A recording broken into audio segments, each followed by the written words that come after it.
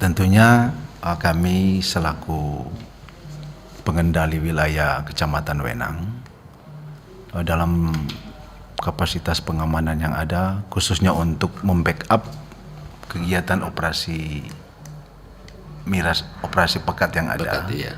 Ya tentunya memang ada juga beberapa personil kami yang dilibatkan di dalam, karena kalau operasi itu kan berarti sifatnya khusus ya.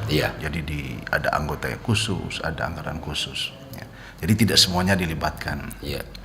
Tetapi dalam mengantisipasi juga itu tentunya kami karena penanggung jawab wilayah keamanan, kami tetap melaksanakan juga kegiatan-kegiatan yang namanya preemptif dan preventif. Karena kalau untuk penegakan hukum akan dilaksanakan oleh satuan penugasan.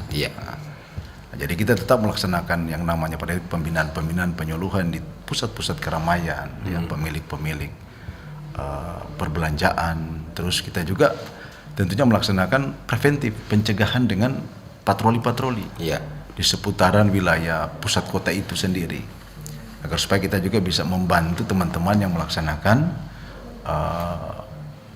kegiatan operasi pekat ini. Kasus yang menonjol di bulan ini Sajam lagi yang diakibatkan karena miras. Makanya memang kami intens dengan itu. Dan kalau misalnya ada kasus seperti itu akan kita tindak lanjuti sampai ke ranah pengadilan.